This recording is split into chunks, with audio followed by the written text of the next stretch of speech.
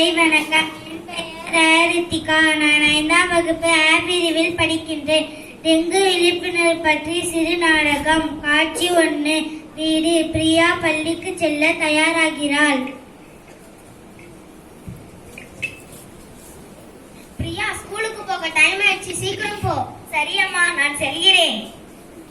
இந்த பழைய பக்கெட்டை உங்க அப்பா கிட்ட சொல்லி தூக்கி போட சொன்னேன்.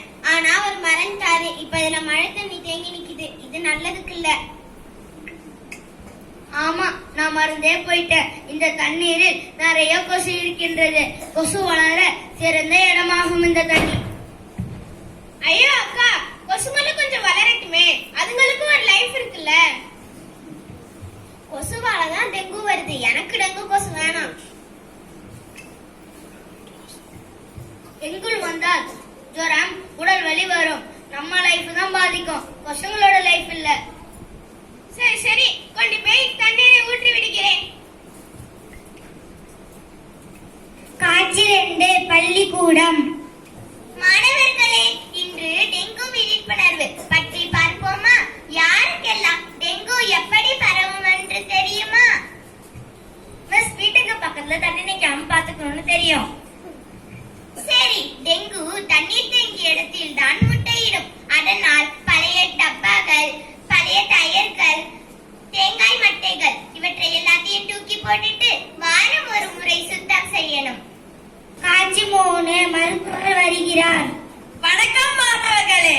டெங்கு வராமல் தடுக்க சில முக்கிய வழிகள் இருக்கிறது. அதை நான் கூறுகிறேன், கவனமாக கேளுங்கள். தண்ணீர் தேங்காமல் பார்த்துக் கொள்ளவும். குடம், பக்கெட், தண்ணீர் ட்ரம் எப்பொழுதும் மூடி வைக்கவும். வாரம் ஒரு முறை சுத்தம் செய்யவும்.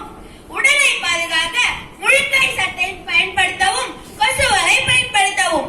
அறிகுறிகள் தெரிந்தவுடனே டாக்டரிடம் செல்ல வேண்டும். எந்தெந்த அறிகுறிகள் என்று கூறுவேன், கேளுங்கள். திடீர் ஜுரம், தலைவலி மற்றும் உடல்வலி. டெங்கு ஒன்றும் பெரியது இல்ல, ஆனால் கவனம் குறைவாக விட்டால் பெரியதாயிடும். நமது வீடு மற்றும் சுற்றுப்புறத்தை தூய்மையாக வைத்துக் கொள்ளவும். காட்சி 4. வீடு. அம்மா, அந்த பழைய பக்கெட்டை தூக்கி எறிந்தீர்களா அம்மா? இன்று என் பள்ளிக்கு ஒரு சார் வந்து டெங்குவை பற்றி கூறினார். நான் அந்த பக்கெட்டை அப்பயே தூக்கி எறிஞ்சிட்டேன். டெங்கு கொசு அழிக்கிறதுக்கு நம்ம எல்லாரோட பொறுப்பு நிச்சயம். நம்ம வீட்டை சுத்தமாக வைத்தாலே எந்த நோயும் வராது. நம்ம வீட்டையும் அருகில் உள்ள இடத்தையும் எப்பவுமே சுத்தமாக வைத்தாலே எந்த நோயும் வராது.